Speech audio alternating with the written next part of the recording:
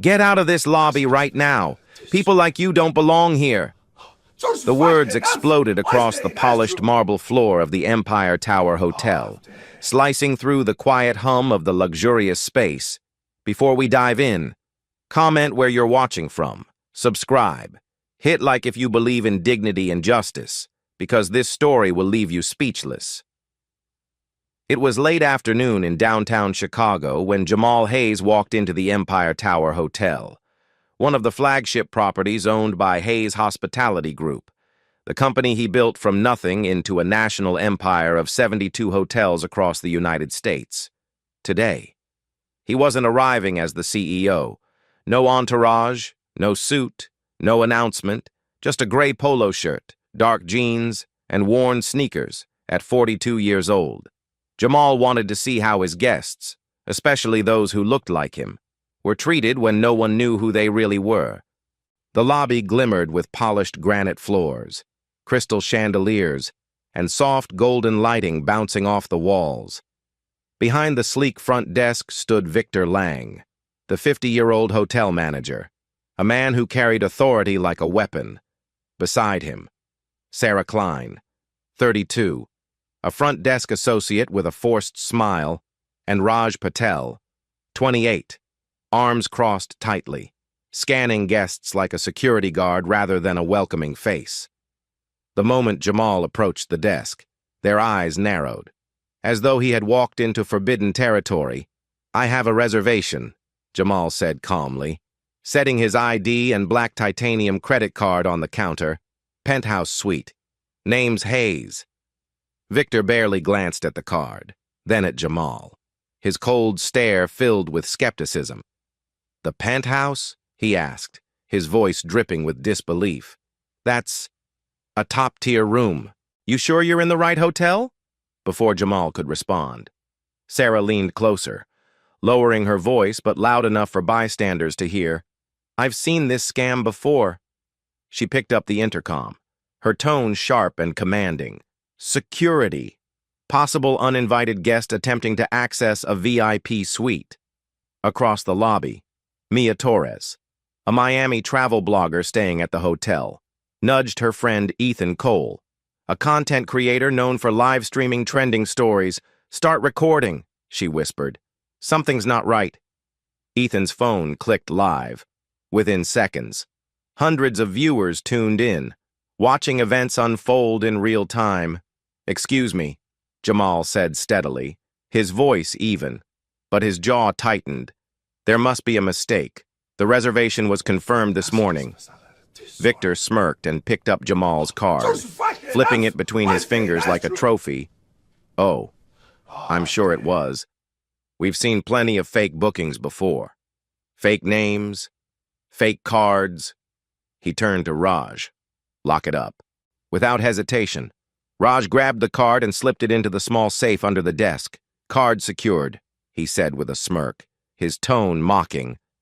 Jamal exhaled slowly, holding back the frustration boiling beneath his calm surface. "That's my personal property," he said firmly. "Return it now." Raj shrugged. "Not until we verify who you are." Sarah, emboldened by Victor's silence, stepped forward and touched Jamal's arm. Pushing slightly, "Sir, I'm going to have to ask you to leave before we involve law enforcement." From across the lobby, Mia's voice cut through the tension. "I'm recording this.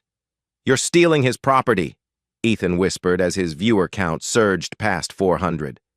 "It's going viral right now." Jamal turned to see the growing crowd of guests gathering near the velvet ropes, murmuring and pointing. Some pulled out their phones, filming discreetly. Others shook their heads in disbelief. Among them was an elderly woman clutching a stroller, whispering to her husband, "Why are they treating him like that?" But Victor's tone grew sharper. "Listen carefully," he barked, his voice loud enough for the entire lobby to hear. "We run a 5-star hotel here. We don't tolerate scams. Either you leave quietly, or security will escort you out." Jamal inhaled deeply, forcing himself to stay composed. Every muscle in his body screamed to react. But he knew better. He wasn't just here as a guest, he was here as an observer, testing his own system, his own policies, his own promise of fairness. And right now, that system was failing in front of hundreds, and soon, thousands, of witnesses online. Elena Vargas, the young concierge stationed nearby, hesitated as she scanned the reservation system on her tablet. Her voice trembled as she spoke softly. "Mr. Lang, his name is in the system. The penthouse is booked under Hayes." Victor spun around, glaring at her. "Stay out of this. Elena, you say one more word, and you're done." Jamal's patience thinned. He quietly unlocked his phone and sent a text to Tyrone Brooks, his executive assistant 4 blocks away at Hayes Hospitality headquarters. "It's happening." Tyrone's reply was immediate. "Systems ready. Waiting for your signal." Jamal slid the phone back into his pocket and looked Victor square in the eyes. "I'm giving you a chance," he said evenly. "Verify my reservation. Right now." Victor chuckled, a low, dismissive sound that carried arrogance. "I've been running hotels longer than you've probably been staying in them," he sneered. "I know a fake booking when I see one." Mia called out louder, her voice shaking with anger. "He gave you ID. You have no right to take his card," Ethan whispered into his phone. "Over 800 viewers now. Chat's blowing up." A younger guest in a navy blazer stepped forward from the crowd, his voice firm. "Sir, I saw his name pop up on the booking board behind the desk. He's not lying." Raj rolled his eyes and muttered, "Probably hacked it." Sarah folded her arms and added, "Look, it's simple. People like this try to sneak in. We stop them. We're protecting the hotel."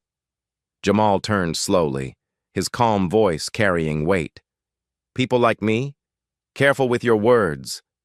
Sarah froze for a moment but didn't apologize. Victor leaned over the counter, his tone escalating. "I've canceled your reservation. Pack up and go." The air in the lobby thickened with tension. Guests murmured louder, phones tilted higher. Ethan's viewer count hit over 1,200.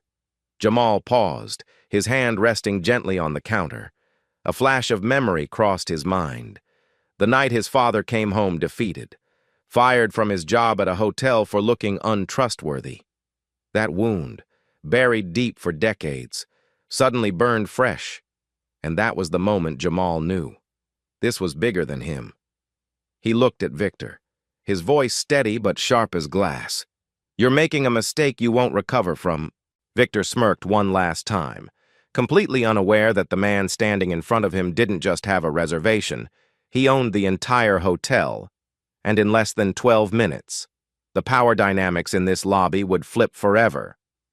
"Security! Fraud alert in the lobby! Remove the guest immediately!" Victor's voice thundered across the marble floor, and the once silent crowd stirred like waves against a storm. The tension inside the Empire Tower Hotel lobby had reached its boiling point. Phones were raised, whispers turned into gasps, and a live stream audience that had started at a few hundred was now climbing toward 2,000 viewers. Jamal Hayes stood still, his breathing steady, his eyes fixed on Victor Lang, refusing to let the manager's arrogance dictate his next move. Inside, though, a storm brewed, memories of years spent being questioned, doubted, and humiliated for simply existing in spaces he had earned a right to enter. As Victor barked into the intercom again, Jamal's jaw clenched tight. In an instant, he was 18 again, standing in the lobby of a mid-tier Atlanta hotel where he had been kicked out for loitering. Even though he had a confirmed reservation, that memory burned deep. But so did his promise to himself. That one day, he would create a chain of hotels where every guest would be treated with dignity, no matter how they looked or dressed. And yet, here he was, in his own empire, watching that promise crumble before his eyes. Sarah Klein stepped forward, her voice clipped and impatient. "Sir, this is your last chance to leave quietly before we call the police," she said. her fingers hovering above the phone as though daring him to challenge her authority. The subtle shove she gave Jamal's arm was captured instantly on Mia's camera. Did she just put her hands on him? Mia's voice cracked, her outrage spilling into the live stream, five-star hotel treating a paying guest like a criminal. "This is insane," Ethan whispered into his mic as his chat exploded. "Over 2,700 viewers now. Hashtag Empire Tower scandal is trending." Jamal didn't flinch, didn't raise his voice. Instead, he pulled his phone from his pocket and called Tyrone Brooks, his executive assistant. "Log every word, every action," Jamal said quietly, his tone calm but deliberate. "We're building a record." Tyrone's response was immediate. "Already recording. Want me to loop in Rebecca from HR?" Jamal's eyes stayed locked on Victor. "Not yet," he replied, his voice low and controlled. "One more minute." That was when Raj Patel chimed in, his words sharp as knives. "Stop wasting our time. You're not getting that room. You don't belong here. Go back where you came from." The lobby gasped audibly, several guests exchanging stunned looks. Elena Vargas, the young concierge, couldn't stay silent any longer. "Raj, that's enough," she snapped, stepping forward to stand between Jamal and the desk. Her voice trembled, but her conviction didn't falter. "His name is in the system. I checked it myself. Penthouse suite, booked, paid in full." Victor turned on her like a predator. "Elena, one more word and you're done here," he hissed, his face flushing red. But Elena didn't back down. "I've worked here 4 years, she said, her voice rising just enough to carry across the crowd. "And I've seen this happen too many times. Black guests treated like suspects, families embarrassed, people denied rooms they paid for." Murmurs rippled through the crowd, and Mia whispered to Ethan. "She just blew the lid off this," Ethan muttered. "Viewers passing 4,000. This is about to explode." Jamal's composure remained unshaken, but inside, his heart pounded hard against his ribs. He'd been here before, different faces, different cities, but the same prejudice, the same assumptions. That old wound of watching his father lose his job for looking untrustworthy pulsed like it had just happened yesterday. He had built Hayes' hospitality group to erase those biases. And yet, standing here now, it was obvious the rot ran deeper than policies and slogans. Victor slammed the desk with his palm, his patience unraveling. "I've had enough," he barked. "Security! Now!" Behind him, 2 uniformed guards approached cautiously, sensing the tension in the room, but before they could step closer, Mia's voice rose, sharp and clear. "Don't touch him! Everyone's watching! Over 5,000 people are live streaming this right now!" The guards froze mid-step, glancing at each other nervously. Victor's face twisted into something darker, frustration mixed with fear. But his pride wouldn't let him back down. "I don't care who's watching," he snarled. "This hotel has standards, and we don't let just anyone waltz in here flashing fake cards and fake names." Jamal raised his chin slightly, his calm gaze piercing through Victor's anger. "Verify the reservation," he said softly. But the weight behind the words was undeniable. "Check the system. Do your job."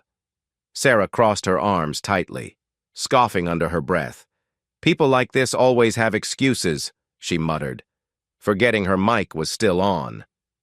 The live stream chat erupted instantly. Ethan read aloud. Comments are blowing up. "Fire them! Discrimination lawsuit incoming. Cancel Empire Tower." It's everywhere. Elena took a step closer to Jamal, lowering her voice so only he could hear. "Sir, I know who you are," she whispered, her eyes darting nervously toward the growing crowd. "But I won't say a word unless you want me to." Jamal gave her the slightest nod, grateful but focused.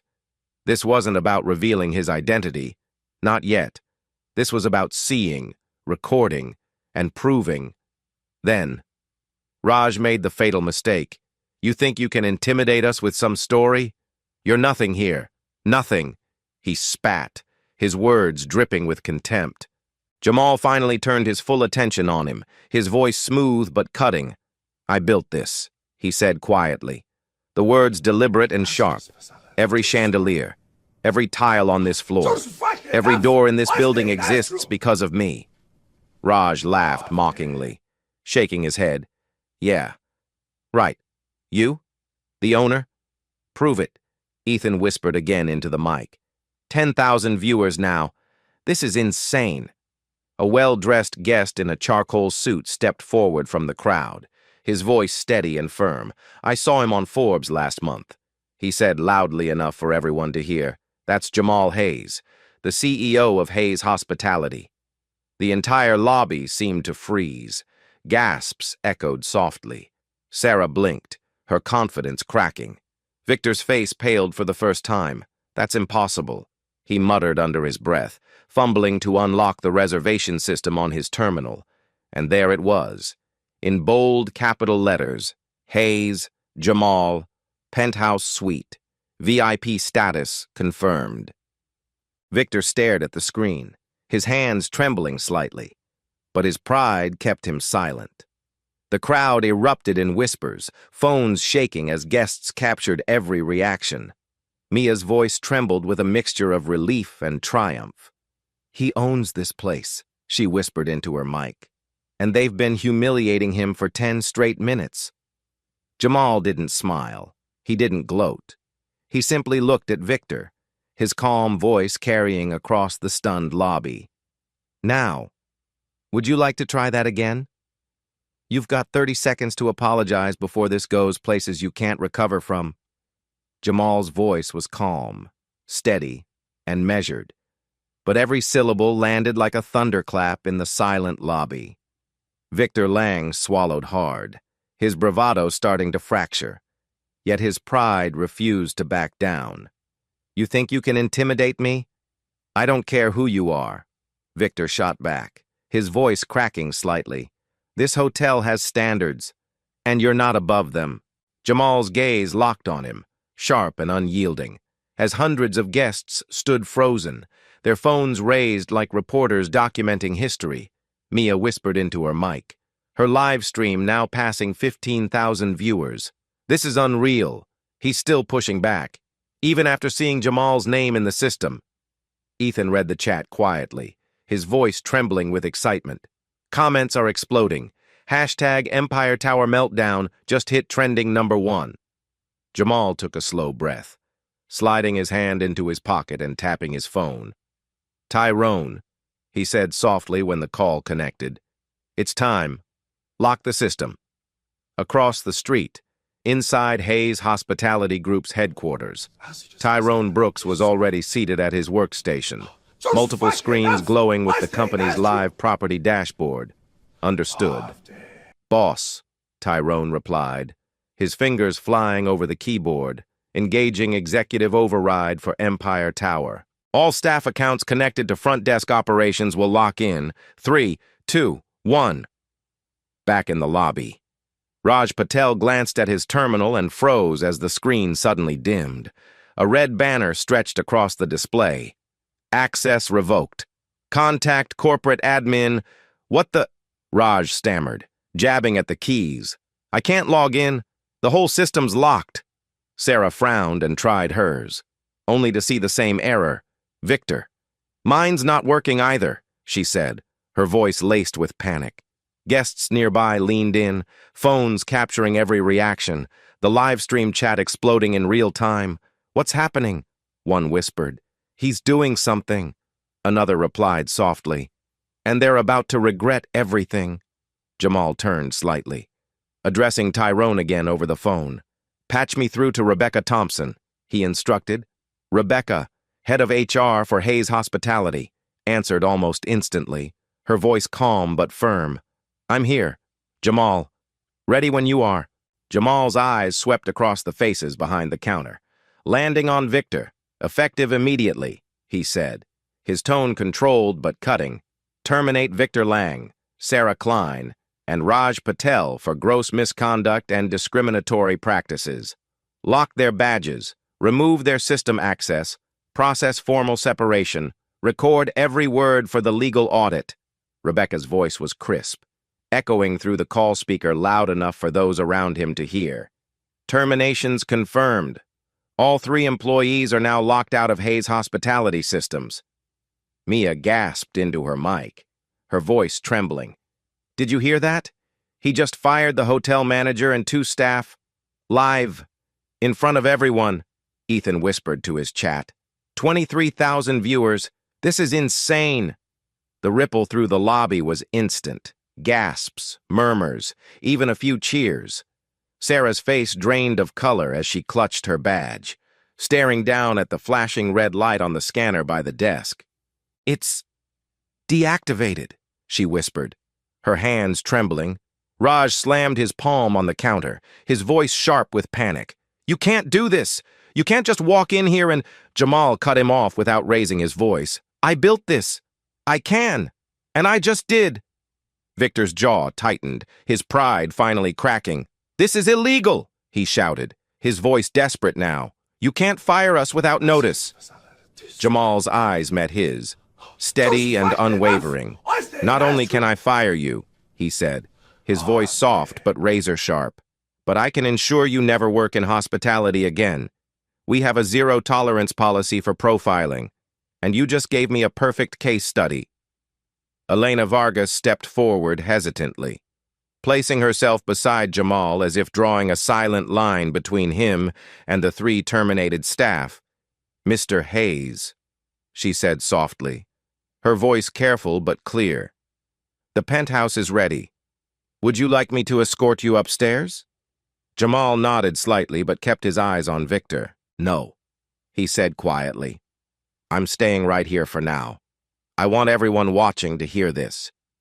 He turned slightly toward the crowd, his voice carrying across the marble floor like a steady drumbeat. This isn't just about me. This is about every guest who's ever been judged by their appearance instead of their reservation. Every person treated like a suspect instead of a customer. Phones in the crowd tilted higher, guests murmuring words of support. Ethan whispered to Mia. 30,000 watching now, Twitter's exploding, hashtag Hayes owns Empire just went global. Sarah finally broke, tears welling in her eyes as she whispered, Victor told us to screen people like this. He trained us to question anyone who didn't look the part. Her confession hung heavy in the air. A dagger pointed straight at Victor. He spun toward her, his voice cracking. That's a lie, he shouted. But the damage was already done. Guests began murmuring louder, their anger swelling into the open. One man in a tailored suit raised his voice. I've stayed here 6 times and always felt uncomfortable. Now I know why. A young mother pushing a stroller spoke up. Last month they made me show my ID 3 times before giving me my room key. I thought it was just me. Mia turned her camera toward the crowd, her voice urgent and raw. This isn't an isolated incident. People are speaking up now. This goes way deeper than one bad manager. Jamal glanced toward Tyrone, his voice low but firm. Pull the last 24 months of complaint data for this property, he said. I want every single incident flagged and logged, Tyrone replied instantly. Already working on it. Early numbers are ugly. More than 60 verified guest complaints linked to profiling and inappropriate treatment. The crowd gasped collectively, their murmurs now replaced by stunned silence. Jamal took a step forward, his presence commanding yet calm. Empire Tower has failed its guests, he said evenly. But let me be very clear. This ends today. Ethan's live stream viewer count passed 42,000. Chat messages flooding in at lightning speed. Fire them all. Boycott Empire Tower. Hayes is a legend. Raj, visibly shaking now, tried one last desperate plea. Please, Mr. Hayes, I have a family, he said softly, his earlier arrogance gone. Jamal looked at him, his expression unreadable. Then you should have thought about that before humiliating mine, he said, his voice cool but cutting. Every guest is family here. Or at least, they're supposed to be. Sarah wiped at her eyes, whispering again. I just followed orders. Jamal's tone softened slightly. But only for a moment. Following bad orders doesn't make you innocent, he said gently. But it does make you accountable. Victor turned his glare toward Jamal, but his voice faltered as he tried to speak. You set us up, he accused weakly. Jamal shook his head slowly. No, he said evenly. I gave you an opportunity. And you failed your own standards. You didn't just disrespect me, you disrespected this entire company and the values it was built on. Elena's voice broke the silence. Steady and clear, Mr. Hayes. HR just confirmed. Their system access, payroll, and benefits have all been frozen. Jamal nodded once. His decision final. Escort them out, he instructed calmly. 2 security guards, the same ones Victor had summoned minutes earlier, hesitated briefly before stepping forward. Raj lowered his head in defeat. Sarah sobbed quietly, and Victor clenched his fists, glaring at Jamal one last time before storming toward the exit. The crowd erupted in murmurs, some clapping softly, others recording as the 3 disgraced employees walked past them. Mia's live stream spiked to 55,000 viewers, Ethan whispering breathlessly, "This is history in the making. He just fired an entire front desk team in 12 minutes. Live." Jamal turned back toward the stunned guests, his voice firm yet reassuring. "If anyone here has ever experienced anything like this," he said, scanning the crowd slowly, "I want you to report it. Today. Right now.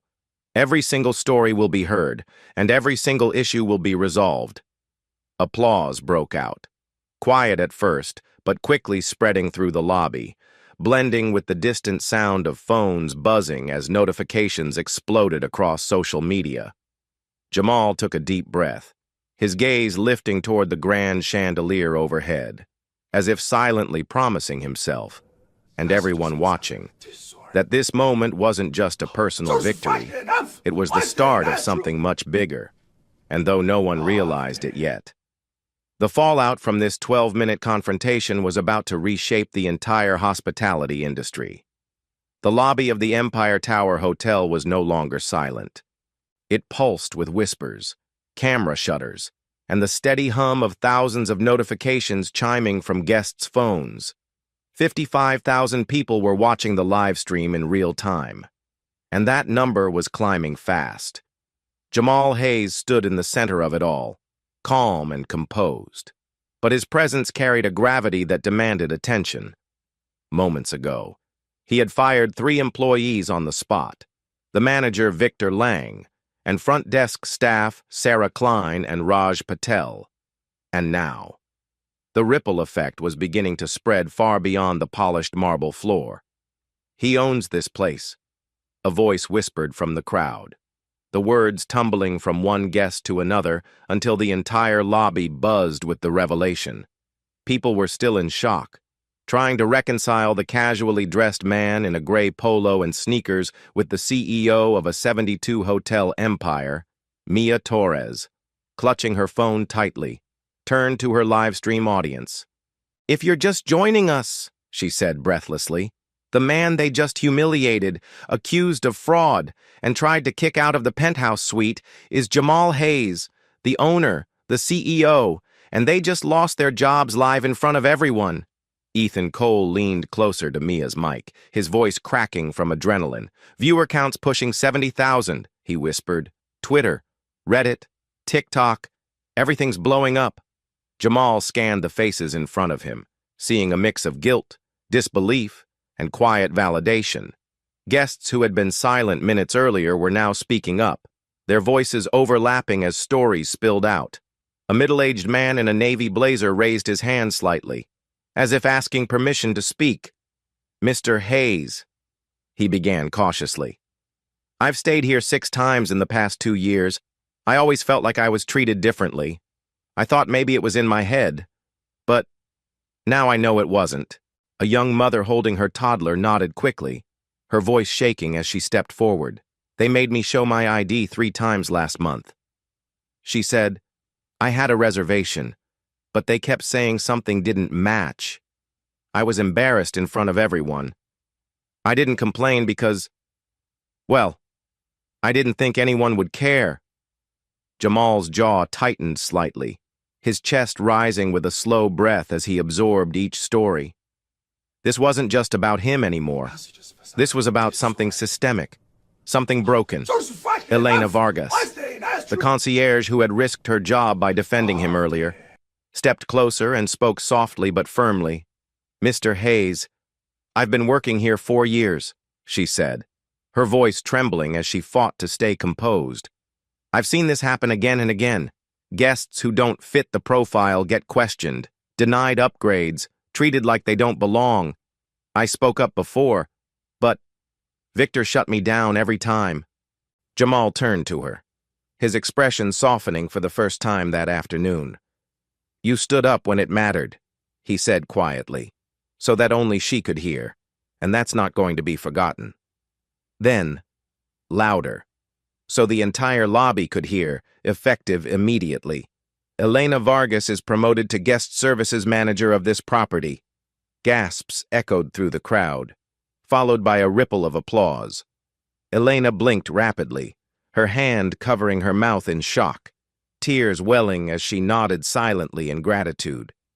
Mia captured the moment on live stream, whispering into her mic. "Did you see that? He just promoted her on the spot," Ethan murmured back. 85,000 viewers, chats exploding with heart emojis. Jamal turned back to the guests, his voice steady and deliberate, projecting without needing to shout. "I built Hayes Hospitality Group on one promise," he said, scanning the crowd slowly, letting his words breathe. "Every guest, no matter who they are, where they come from, or what they look like, deserves to be treated with dignity and respect. Today, this property failed to deliver on that promise, and I take responsibility for that failure." The murmurs quieted, phones lowered slightly, and the entire lobby seemed to lean closer, hanging on his every word. "I want every guest who has ever felt disrespected here," Jamal continued, "to come forward. Tell your story. We will review every complaint, every incident, and make it right. If you were overcharged, we'll fix it. If you were denied service, we'll make it right. Starting today, this hotel, and every hotel under my name, answers to you." A wave of applause erupted, stronger this time, filling the vast lobby with a sense of shared vindication. Mia whispered quickly into her phone. "We just crossed 100,000 live viewers. It's on every trending page. Hashtag Hayes Reform is already going viral," while the crowd cheered. Jamal stepped aside for a moment and called Tyrone Brooks, his executive assistant, who was still monitoring the situation from headquarters. "Status?" Jamal asked quietly. Tyrone's voice came crisp over the line. "Local news outlets are picking this up. Social media mentions just passed 1 million, and we've already logged over 45 complaints tied directly to Empire Tower in the last 12 months. Most citing profiling or appearance mismatches." Jamal closed his eyes briefly, letting the weight of that number settle in. "Send me the full report," he said, "and prepare to launch an internal review for all 72 properties." Tyrone hesitated. "Do you want me to keep this private for now, or go public?" Jamal's gaze swept across the crowd, his decision clear. "Public," he said firmly. "Transparency first. No more quiet fixes," as he ended the call. Another voice rose from the guests, an older gentleman in a charcoal gray suit, his hands trembling slightly as he spoke. "I used to stay at your hotels because I believed they were different," he said softly. "But I stopped after being denied an ADA-accessible room last year because the front desk insisted I didn't look disabled enough." His voice cracked on the last words, and the lobby fell silent. Jamal stepped closer, resting a steady hand on the man's shoulder. "That should never have happened," he said gently, "and I promise you, it never will again." More voices joined in, each recounting moments of humiliation, disrespect, and silent frustration for years. Guests had suffered quietly, believing their complaints would vanish into the void. But now, with cameras rolling and the world watching, their stories could no longer be ignored. Rebecca Thompson, head of HR, joined the call on speakerphone, her voice carrying clearly across the lobby. "Jamal," she said, "we're getting calls from other properties already. Guests from Boston, Dallas, Miami. Similar complaints, same patterns." Jamal's face hardened, his expression shifting from disappointment to resolve. "Then this isn't an Empire Tower problem," he said, his voice low but full of conviction. "This is a Hayes hospitality problem, and I won't allow it to continue." The weight of his words settled heavily in the room. Guests exchanged looks, some recording every second, others simply standing silently, absorbing the gravity of what was unfolding. Mia wiped her eyes as she turned her phone toward herself for a moment, speaking directly to her audience. "You guys, we're watching history happen right now. This isn't just about one hotel. This is about change." Ethan leaned in, reading the comments pouring in, trending worldwide. 125,000 live viewers. Everyone's calling this the Hayes Hotel Revolution. Jamal turned back toward the crowd one final time, his voice steady, calm, and full of quiet authority. "From this moment forward," he said, "Hayes Hospitality will be conducting a company-wide audit. Every employee, every policy, every complaint. If you've been mistreated, we will know about it, and we will fix it." A hush fell over the lobby as his words sank in, followed by a roar of applause so loud it rattled the crystal chandeliers above. Jamal didn't smile, but his shoulders eased slightly, the weight of years of silent frustration finally beginning to lift. Yet deep down, he knew this was only the beginning. Empire Tower had fallen, but what he uncovered next would shake the entire company and the entire industry to its core. The Empire Tower Hotel lobby still buzzed with energy, phones flashing, cameras rolling, voices murmuring. But Jamal Hayes's focus had shifted entirely. The local humiliation had been addressed. Victor Lang, Sarah Klein, and Raj Patel were gone. But something about Sarah's tearful confession still echoed in his mind. "Victor told us to screen people like this." That phrase stuck like a thorn, scratching at something deeper. Jamal stepped aside from the crowd, pulling out his phone and calling Tyrone Brooks at headquarters. "Pull every internal communication from Victor's team for the last 2 years," he said firmly.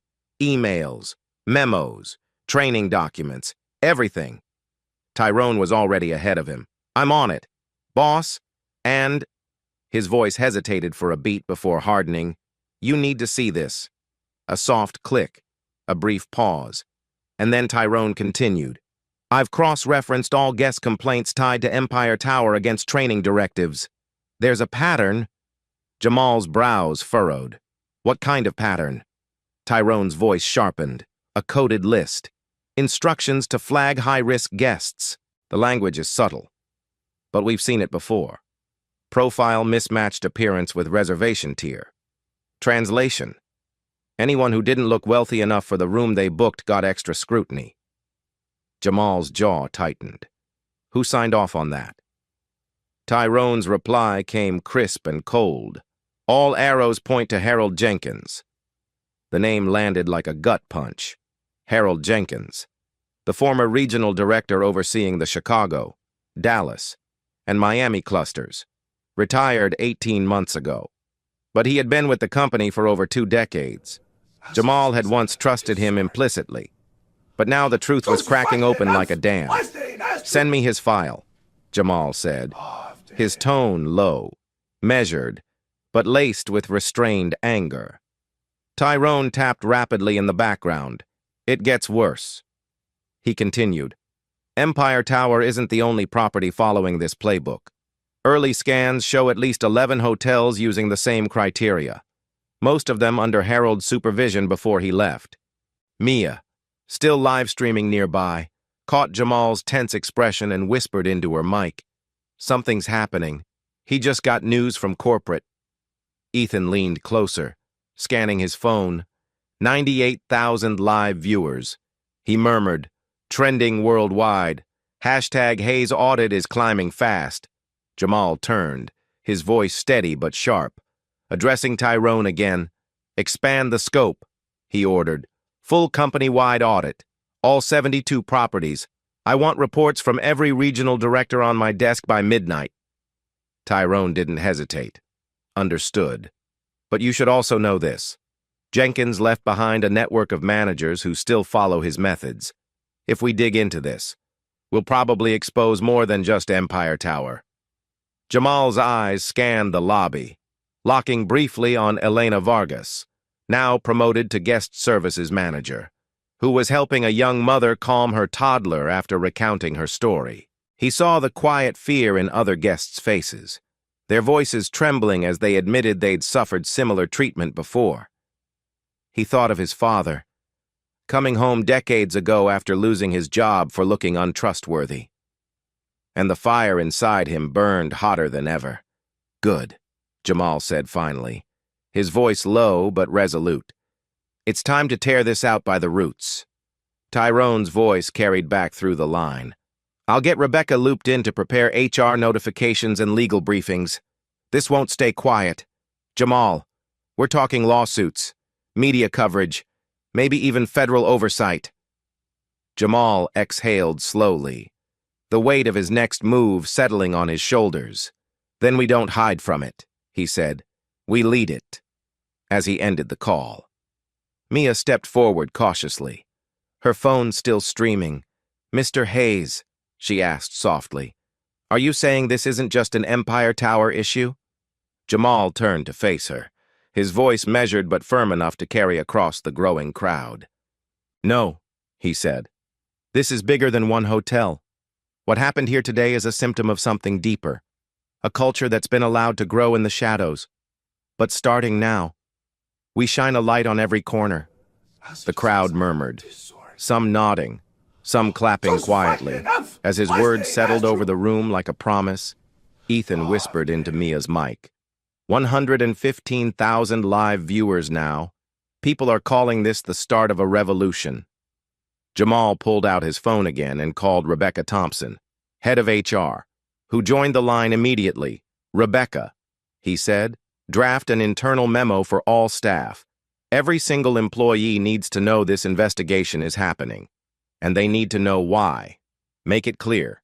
Zero tolerance for profiling, zero tolerance for discrimination, and full transparency going forward. Rebecca's voice was steady and unwavering. Consider it done. And Jamal, be ready for blowback. Some of the old guard won't go quietly. Jamal's lips pressed into a thin line. Then we replace them. He said simply, this company isn't theirs. It belongs to the guests we serve. Across the lobby.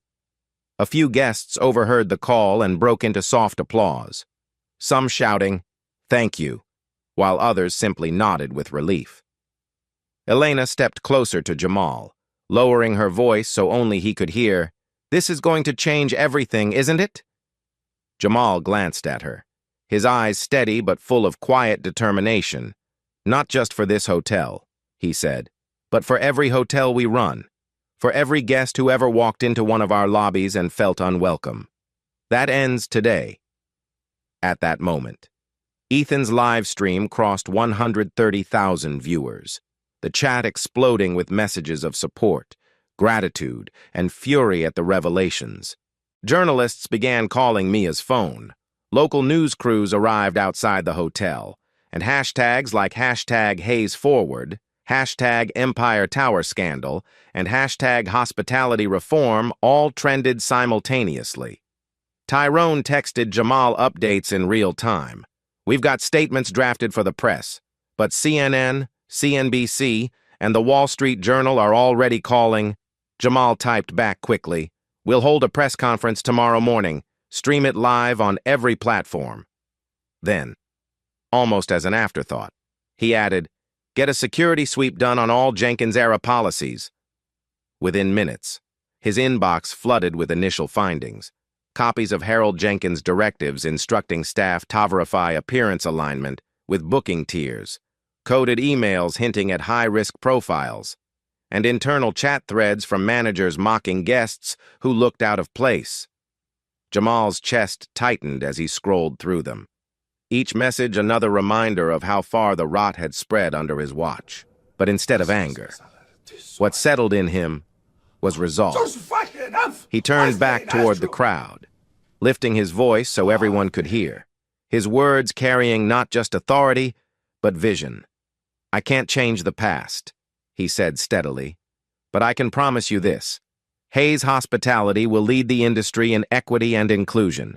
We will create standards no other hotel chain has dared to set, and we will enforce them relentlessly, not for PR, not for profit, but because this is what hospitality is supposed to mean." The room fell silent. Every face turned toward him.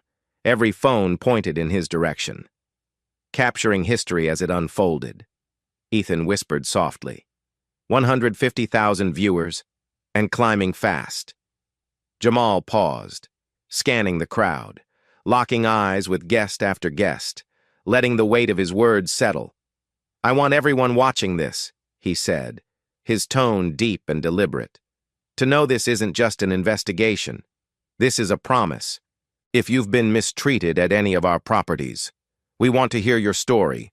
Call us, email us, message us, and we will make it right."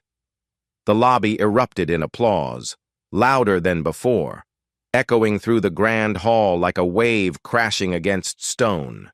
In that moment, Jamal knew the next phase wouldn't be easy. The audits, the lawsuits, the corporate infighting, but none of it mattered. Change had already begun. And once the truth about Harold Jenkins's hidden network came to light, the entire hospitality industry would never be the same again. 6 months later, the Empire Tower Hotel lobby looked unrecognizable.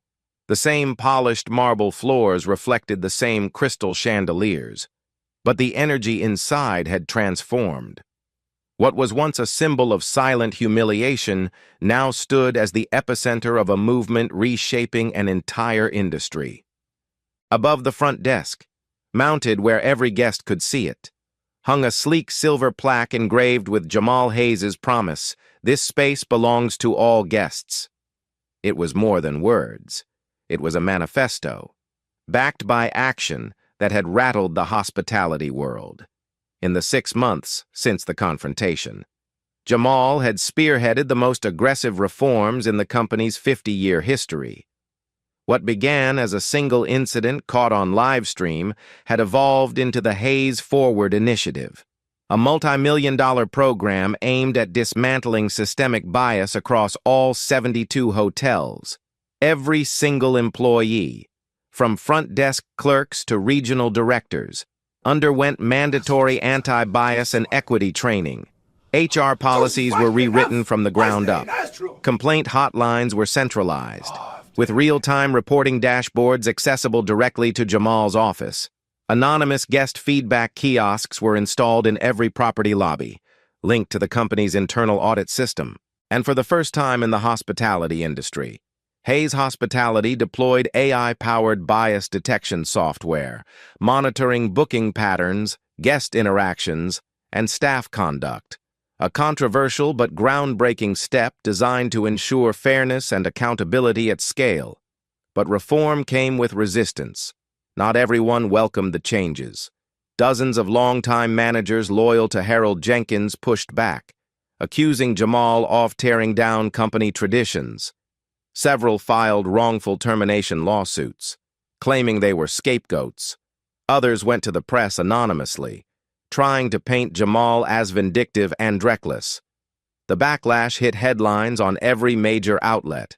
"Hayes Hospitality faces corporate uprising," screamed one CNBC headline, while the Wall Street Journal framed it as a battle for the soul of hospitality. But public opinion told a different story.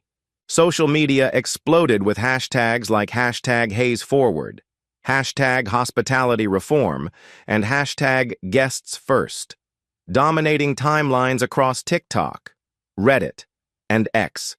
Millions watched clips from Mia Torres's original live stream, now sitting at over 1 million views and archived as a case study in corporate accountability. Jamal's decisive actions became the subject of business school discussions, legal panels, and even late-night talk shows.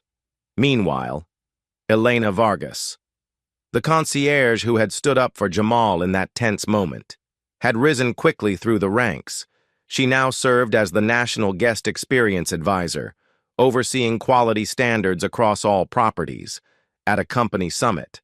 She told her story to thunderous applause, describing how Jamal's reforms had given her not just a promotion, but a purpose. Mia Torres and Ethan Cole, whose live stream ignited the firestorm, became unlikely advocates for equity in hospitality. Jamal invited them to partner with Hays Forward as external auditors, using their platforms to crowdsource guest experiences and highlight hidden patterns of bias. Together, they built an open-access transparency portal, where travelers could track complaint resolutions and rate their experiences across Hays properties. "We wanted the power back in the hands of the guests," Mia said during a CNN interview. "Now, no one walks into a Hays hotel wondering if they belong." But while Jamal celebrated progress, the audit Tyrone Brooks had initiated months earlier unearthed unsettling truths. Harold Jenkins's network was deeper than expected. Nearly 23 properties had followed his appearance alignment policy, and over 1,200 documented complaints across 3 years revealed systemic profiling patterns. The revelations forced Jamal to issue a public apology on live television, standing before a wall of cameras and microphones, his voice steady. He spoke directly to the millions watching. "I failed to see what was happening under my leadership." That ends today. Hays Hospitality belongs to every guest who walks through our doors, and I will not stop until that promise is real. The statement went viral instantly, viewed over 8 million times within 48 hours. Shareholders worried the company would crumble under the mounting lawsuits. But something unexpected happened. Bookings increased. Surveys showed 92% of former guests trusted Hays Hospitality more after the reforms than before. Consumer confidence soared as Jamal's transparency won over skeptical travelers. Still, not everyone forgave easily. Civil rights attorneys filed class action lawsuits against Empire Tower and other properties, demanding reparations for years of discriminatory treatment. Jamal instructed Rebecca Thompson, head of HR, to settle claims swiftly, prioritizing resolution over litigation. "We're not fighting the people we failed," he told her in a private meeting. "We're rebuilding with them." By mid-year, Hays Hospitality launched the Hays Equity Council, a diverse advisory board made up of former guests, civil rights advocates, and independent watchdog groups. This council reviewed every policy change before implementation, ensuring no blind spots remained. And the Hays Forward initiative expanded beyond internal reforms. Jamal pledged $25 million toward scholarships for underrepresented students pursuing careers in hospitality management, creating a new generation of leaders who reflected the diversity of the guests they served. The ripple effect reached far beyond his company. Rival chains like Marriott, Hilton, and Hyatt announced their own equity programs within months, citing Hays Forward as the industry benchmark. CNBC called ETA Hospitality Reckoning, while Business Insider dubbed Jamal the CEO who rewrote the rulebook. But inside Jamal's office overlooking downtown Chicago, the man himself remained focused and relentless. Tyrone Brooks handed him a new report showing a 74% drop in guest complaints since reforms rolled out. But Jamal's eyes were already on the next target, eliminating the last remnants of Harold Jenkins' policies across the network. "We're not done," he said quietly, almost to himself. At the next shareholder summit, Jamal addressed the boardroom, his voice carrying the same calm authority he had shown in the Empire Tower lobby 6 months earlier. "We don't measure success by occupancy rates anymore," he said, pausing as the room fell silent. "We measure it by trust." The statement drew a standing ovation, not just from shareholders but from employees watching the live stream company-wide. By now, Hayes Hospitality wasn't just surviving the scandal, it was thriving. The company's stock rebounded stronger than ever. Bookings reached record highs, and Jamal's reforms were studied globally as a model for transforming customer-first cultures. And yet, Jamal knew the battle wasn't over. In a quiet moment late one evening, standing in the very spot of the Empire Tower lobby where it all began, he watched guests check in freely, smiling, unburdened. Elena walked past, greeting a family with warmth and ease, and Jamal allowed himself a rare, small smile. For the first time in decades, he felt his father's shadow lift. The memory of that night his father came home, fired for looking untrustworthy, finally finding peace through the change he had fought so hard to create. What began as 12 minutes of humiliation had grown into a movement that reshaped an entire industry. And Jamal Hayes, the man once doubted in his own hotel, now stood as the architect of a new standard, one where dignity wasn't an exception, but the rule, and hospitality finally lived up to its name. 6 months after the Empire Tower incident shook the hospitality industry, Jamal Hayes stood on the grand stage of the Global Hospitality Leadership Summit in New York City. Thousands filled the hall, and millions more watched the live stream worldwide. The giant screens behind him displayed the bold silver emblem of Hayes Forward, the initiative born from one humiliating encounter that sparked a revolution. As the applause faded, Jamal stepped to the microphone, his voice steady, calm, and resonant. 6 months ago, he began, I walked into one of my own hotels dressed like any other guest. No entourage, no suit, no title. And within 12 minutes, I was profiled, accused, and humiliated in front of strangers. A hush fell over the crowd as he paused, letting the weight of his words settle in those 12 minutes. I was reminded of something I learned as a boy on Chicago's South Side.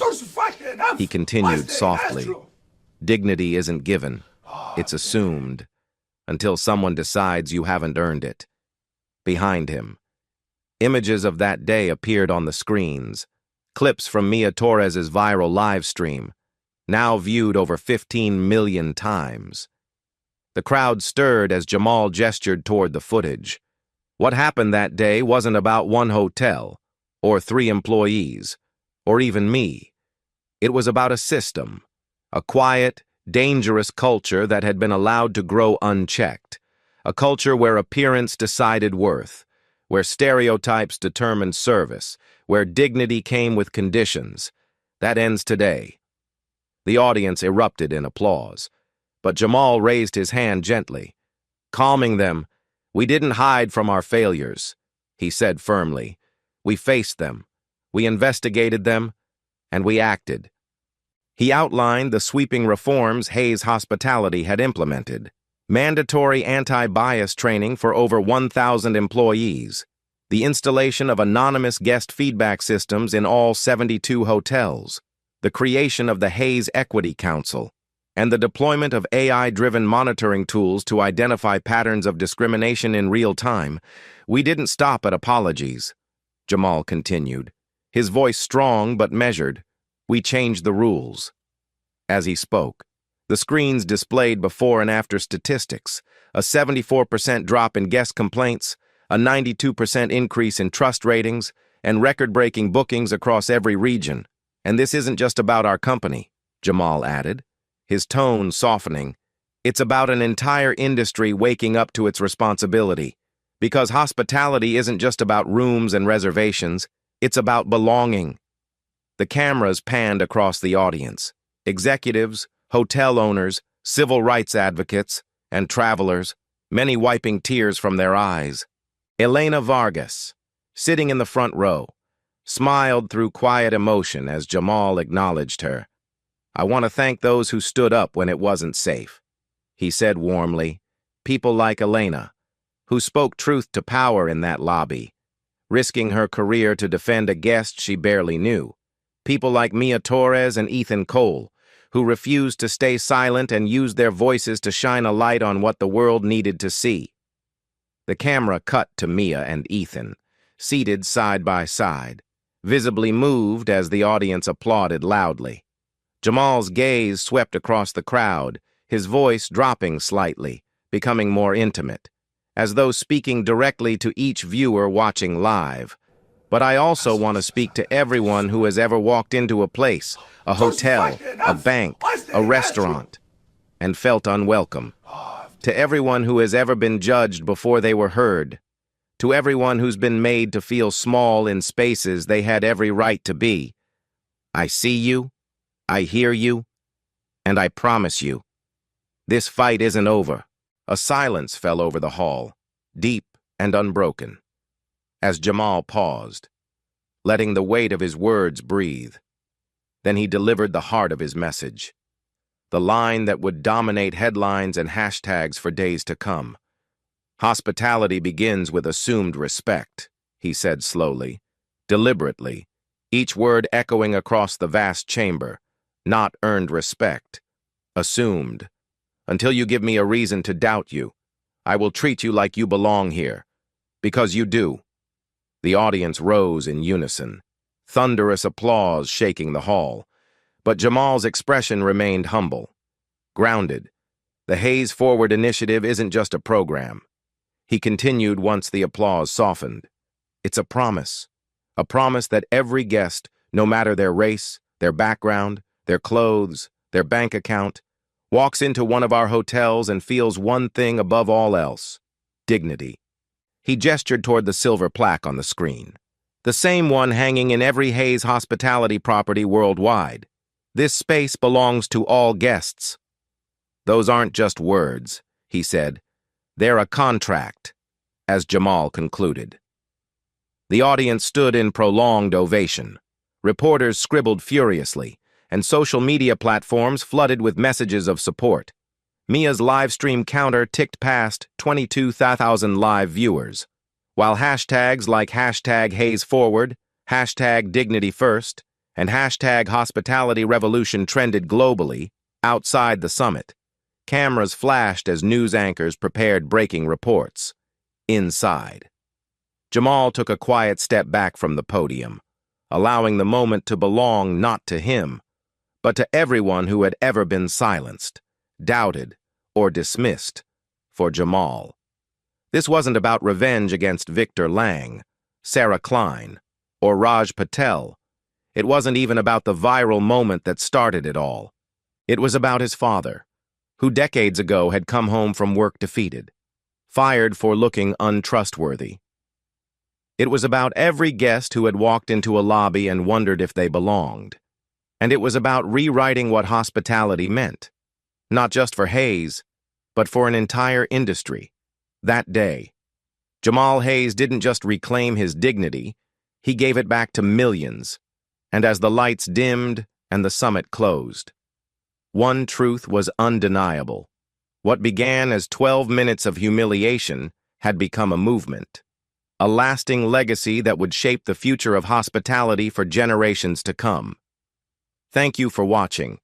If you believe everyone deserves respect, please like, subscribe, and comment where you're watching from.